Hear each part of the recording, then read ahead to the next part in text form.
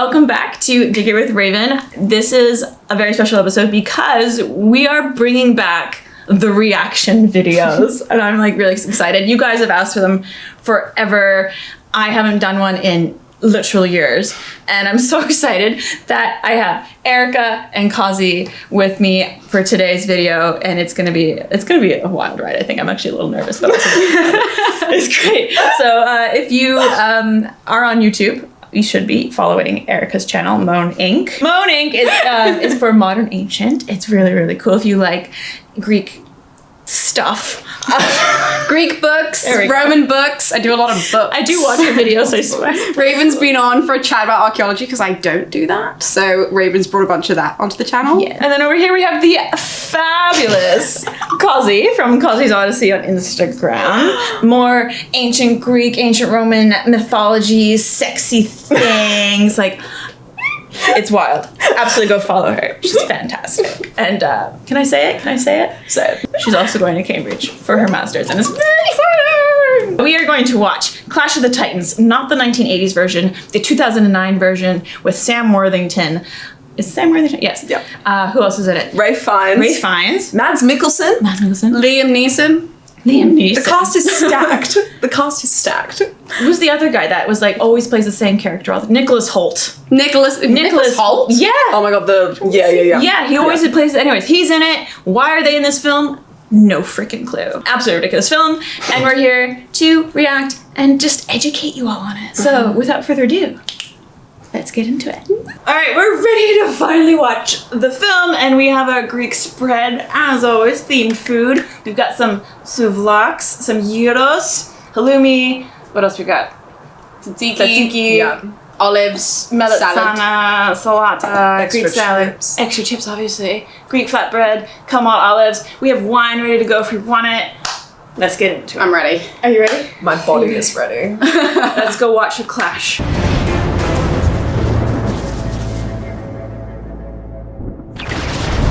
Okay, so the movie is called Clash of the Titans, but there are surprisingly no Titans in the movie. The narrator opens the film by saying, in the time before man and gods, the Titans ruled the earth. But the Titans are gods. So if they are gods, then why did the filmmakers decide not to put them in there?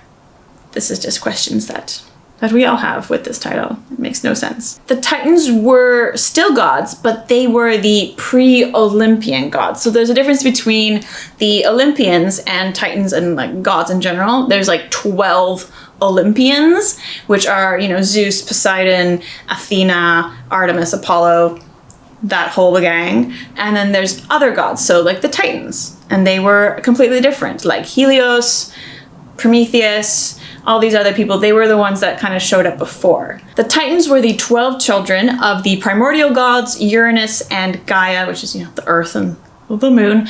And they had babies. And it's really similar to the ancient Egyptian creation myth with the sky god and the land god Nut and Geb also creating the standard Egyptian deities that we all know about, like Osiris and Isis and all of that. There were 6 female titans and 6 male titans, and eventually what happens is one of them, named Kronos, kicks Uranus out of power, says, see you later, Daddy-o, and becomes the ruler of everything, essentially. He has some fun with his sister Rhea, and they produce the 6 original Olympian gods, which is Zeus, Hades, Poseidon, Hestia, Demeter, and Hera. But not all Titan offspring were considered Olympians. So, for example, Prometheus, Atlas, Helios, and Leto, who are some big names, Atlas carrying the world and all that stuff, they were still considered Titans. So the Titans were still gods. This also means that there aren't any Titans in the film, so that means it should really be called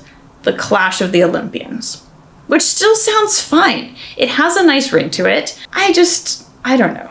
I don't get it. I don't know.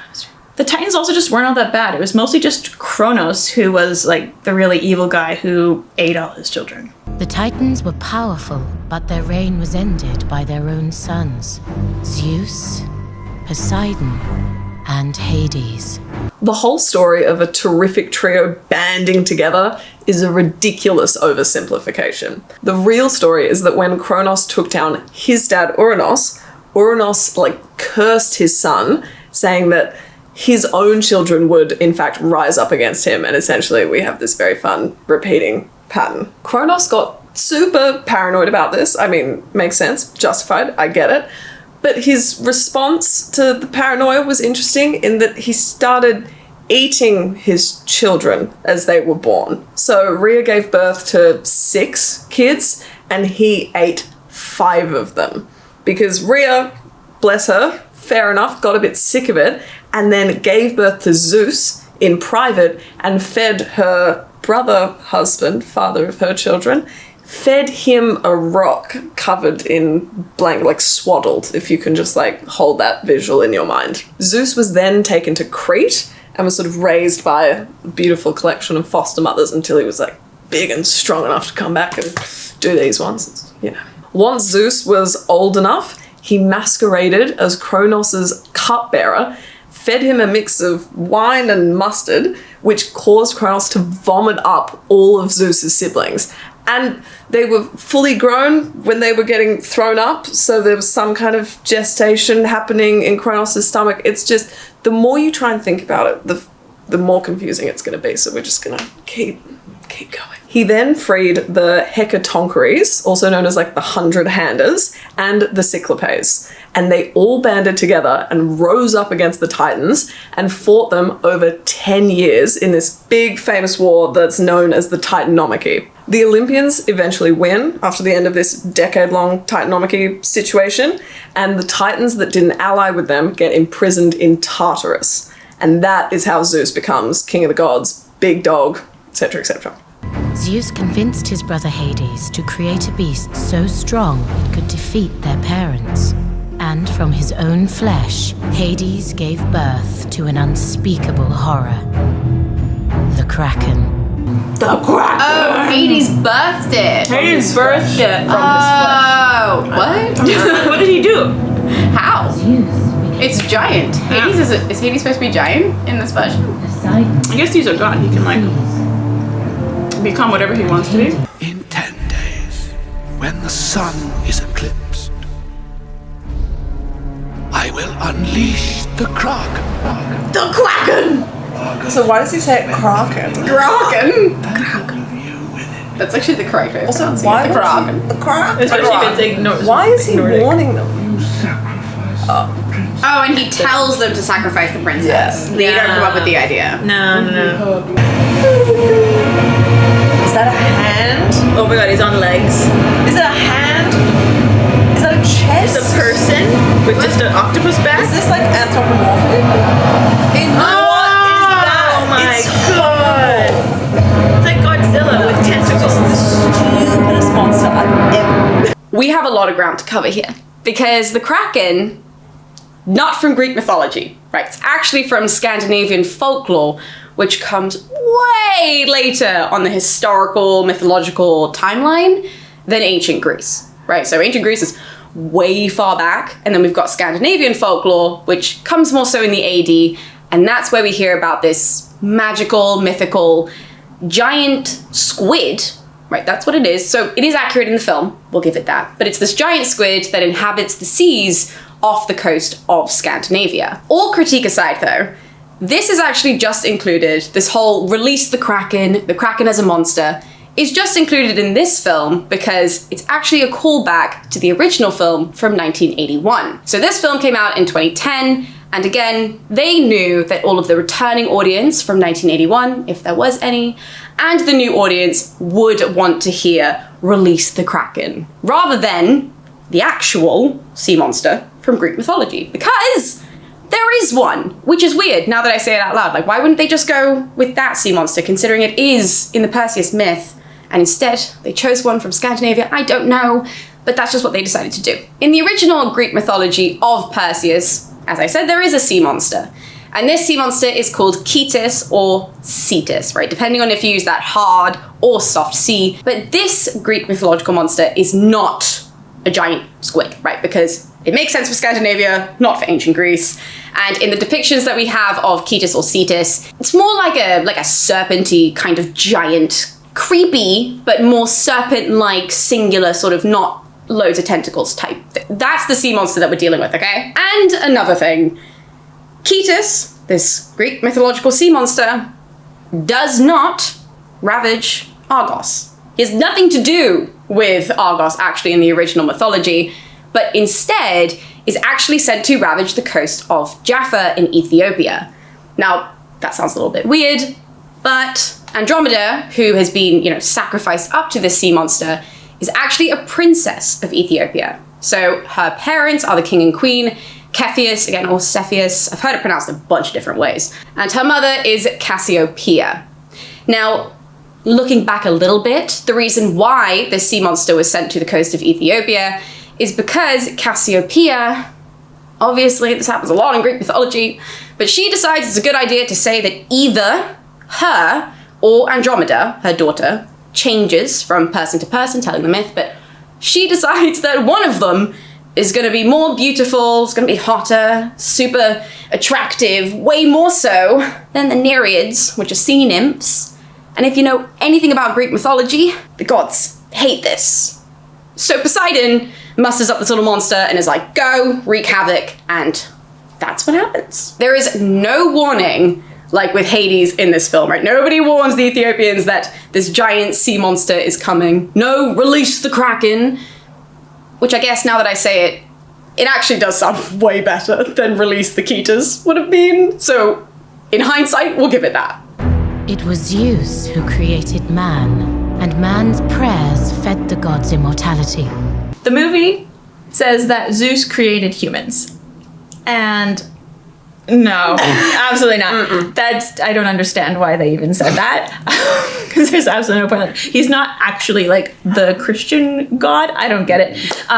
Zeus did not create humans. Prometheus created the humans. In Greek mythology, one of the Titan offspring joined Zeus during the Titanomachy, and he was spared from imprisonment of the other Titans, and his name was Prometheus. And he was given the task of creating humans, and he did that out of mud. And then Athena breathed life into these humans, and ta-da, there was a man, typical Zeus, just taking credit for everything. I think for this film, it was just because people know Zeus. It was just easier. And literally exactly what you said, Raven, connecting it to the whole Christian vibe, just so it makes sense. It's like, okay. And then maybe, because then it's like the flood, right? With like, the main god is mad at his children and he must destroy them all. Yeah, exactly. Classic. Exactly. It's not the same story, you guys. No. Into this world, a child was born. A boy who would change everything. You know what? Perseus is given like a mad role in this. The boy who would throw the He's gonna change everything. This is like Harry Potter but ancient Greek. I mean, look, We got mythological great times. Perseus certainly didn't get him anything like that. He was going to change the world. No, he was just supposed to kill his granddad. And then they do Heracles' mythology here. Yeah. So, pretends to be the king, shows up. Also, I'm sorry, his bare bum and the eagle wings. So it's like, this is a weird mishmash of made up two different myths. Okay, let's talk about Perseus and the actual mythology, because they did this really fun thing where they just conflated him and Heracles because it suited them. So let's just do like an abridged dot point recap for y'all. So Perseus was the son of Danae and Zeus. Danae was the daughter of King Acrisius, the king of Argos. Acrisius was told by the oracle at Delphi that he would get killed by the son of his daughter. So he imprisoned his darling daughter Danae in a bronze room thing that was completely safe and secure, but it was open to the sky. And what is Zeus the god of? I feel like our king didn't really think this through. Zeus was always looking for someone who wasn't his wife to impregnate, so he visits Danae in the form of a golden shower. Not that kind of golden shower. Get your mind out of the gutter. It's a very beautiful, artistic, shimmering thing, to be very clear. Danae is then pregnant with Perseus, but again, Zeus does not disguise himself as her husband. That's another thing that they've just nicked from all of the Heracles mythology and just whacked it in here. Also, the king is not Danae's husband. In the actual mythology, the king is Danae's dad. Just to clarify that point as well. Also, King Acrisius never led a siege on Mount Olympus. What's the plan there? What would be the plan there? Like, the logistics alone, transport costs. Like, you're sending a couple of donkeys up like a mythological hill? King Acrisius was no fool in the original myth. You're obviously not going to go around messing with the sons of Zeus. So, I mean, I don't know if it's more humane. I don't know how I feel about it, like, morally, but he puts Danae and Perseus in a box and, like, sends it out into the ocean. The chest washed up on the island of Seriphos, and a lovely fisherman called Dictys found them and looked after them. So Perseus wasn't an orphan, and he knew who he was. And Danae is still alive in the original myth. Perseus didn't show up at Argos after a shipwreck, and he certainly wasn't put in charge of saving the city. It was actually Polydectes, the brother of the lovely fisherman Dictys, who sends Perseus on this quest. Polydectes has fallen in love with Danae and is like desperate to marry her. Perseus isn't obsessed with the idea.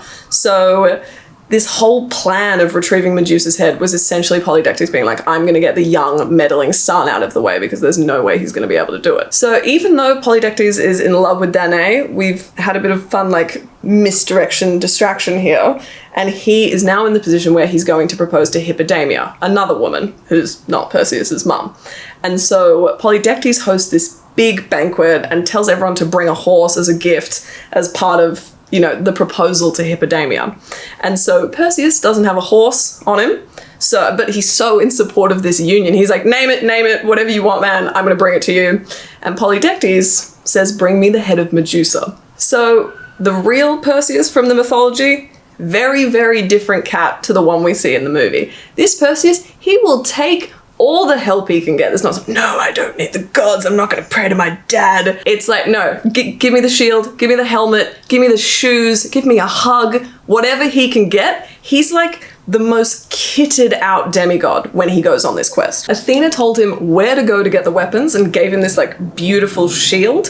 Zeus gives him a massive sword. He gets Hades' helm of invisibility, and Hermes gives him his little winged sandals. So he's kitted up, and that's how he started his adventure.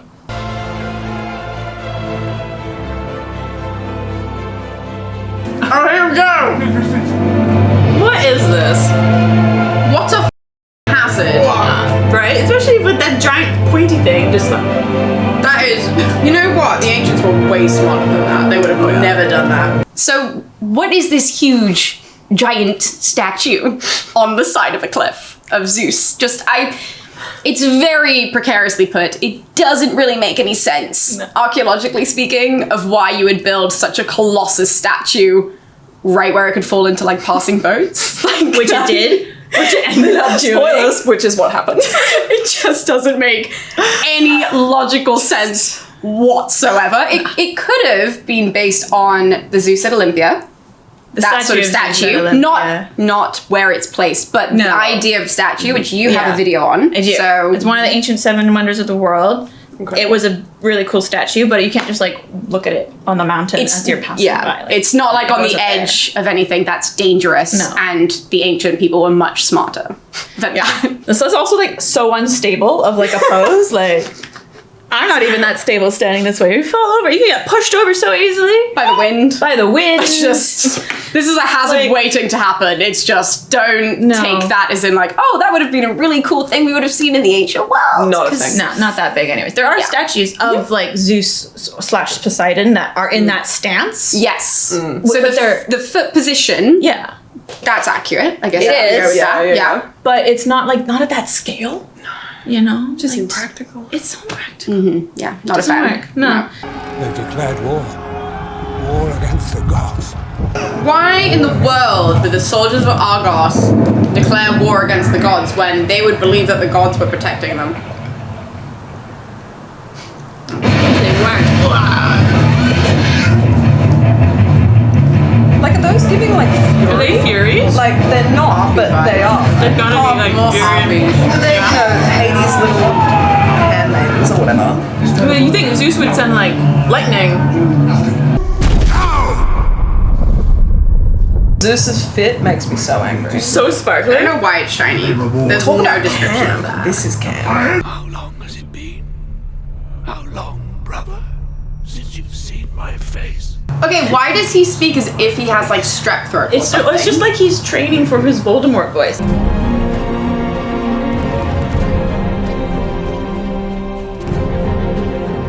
So why did they put Argos on the water like that?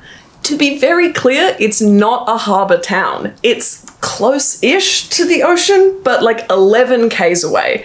And I get that it would have seemed confusing and kind of odd to have the Kraken like beaching itself and then like blobbing along to come and eat everyone. I get why that wouldn't have worked cinematically, but Argos is not on the water.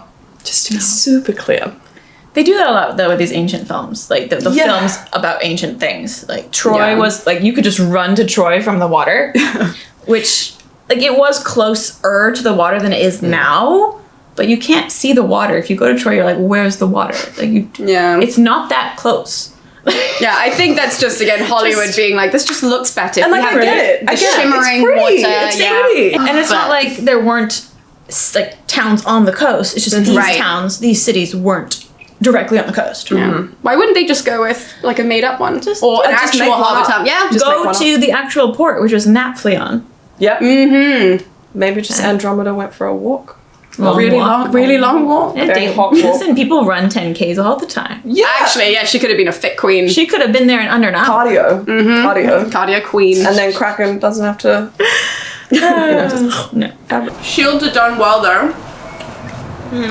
For this time period, we have lots of pots from Mycenae that have shields with all of these patterns on it. So, give them credit where credit's due. There's not a single lick of paint anywhere. No. Bothers the crap out of me. Also, fun fact, I just saw stone column. Those were not a thing in Mycenaean times. Is this supposed to be Mycenaean? It should be. That's when it should be set. Look at this, look at the red painted the classic pottery. It's hard to tell what time period this is. And this is way too big. At least it's like pretty inside, but it's just messy. I really can't figure out what period it's from. Like, look at those marble columns. Where are you getting marble from? Tell me. We lost many men, Your Majesty. So this is a really niche reference, and it's things that like only people like us would understand. Big old nerds, you know, with too much time on their hands. But the costume designers definitely they had some fun, I guess, when making this movie, which makes sense. But they didn't do it accurately though. So these dresses that these women dancers are wearing, they have those very like tiered skirts, which was cool. They are actually modeled after these statues from Minoan times, which is not on mainland Greece, it's on Crete. Minoans came first, then the Mycenaeans, which is Troy, then the Greeks. These statues were found at the Palace of Knossos on Crete, and they date to around 1600 BCE. They were originally interpreted to be these like snake dancing priestesses because of these things they had in their hands. If you do that, by the way, this, I'm not even joking, if you do this to Classicists, we know exactly what you're talking about. This statue. If you're like, oh, those statues of those ladies, because they are Also, they're topless, aren't they? Yeah. They got boobies out. Yeah. Of course, My girls. We just need to know that. We need to know that. So some recent examinations on these statues show that there were some influences of Syrian art, so that means they had some connection with Crete, and there's also some references to Paleolithic art as well. So there's this like long tradition, it seems, and cross-cultural tradition of these sorts of figurines like this. So that's kind of like a fun, niche, cool fact when you look at it, but it's not accurate whatsoever. Yeah. No. It's fun. Yeah. It looked pretty. And I do like that it was in there, I have to say. I have to give it credit, because I did, when it popped up, I was like, oh, hello! It was fun, like, the girls. Yeah. So this was more of a, the more you know type thing, not like this was wrong. It's just like, that's a fun little reference for you. There is a demigod in Argos. That is impossible. No, it's not. You're Zeus. You can't like keep track of all your children. You're a goddamn animal. Is that supposed to be Hermes? Is that Hermes? Is it? Where's his little staff? Where are his shoes? His hair is great. That's fine, but he's got nothing. Why are they all wearing silver armor? My name is Io, Perseus. Where are your hooves and your udder? Where's that little fly buzzing around your Where's the head? goddamn gadfly? She should be in Egypt. Maybe that's where this is. Yeah. She should definitely be most of the story should be, all the characters that they've involved should be in Africa. Like, we're on the wrong continent. Okay, what is Io even doing here? She is generations older than Perseus, and she's actually related to him. Io was an Argive princess and one of the many lovers of Zeus. She was regarded as the first priestess of Hera, so when Zeus fell in love with her, he transformed her into this like beautiful white heifer to protect her from Hera. So the whole time I was watching the movie, I was just like, Io should be like this like really pretty cow. She's a beautiful woman, love the actress, stunning, but like, I just kept picturing a cow. Somehow, in a weird little twist, Hera convinces Zeus to give her the beautiful cow that's his side piece. And so sends a man named Argos, who was covered in eyes, to watch her. Zeus sends Hermes after Argos to lull him to sleep and kill him. Hera doesn't stop there though. She sends a gadfly to torment poor Io, who ends up running around like the entire world, running away from this horrible fly that won't stop bothering her. She crosses the Ionian Sea and travels over the Bosphorus Strait and ends up in Egypt. And all of that time, just to be clear, she's still a cow. I didn't know cows were such strong swimmers, but sure. Once she actually gets to Egypt, she is restored to her human form. Io has also been identified with the Egyptian goddess Isis. So there's a fun little bit of mythological crossover there.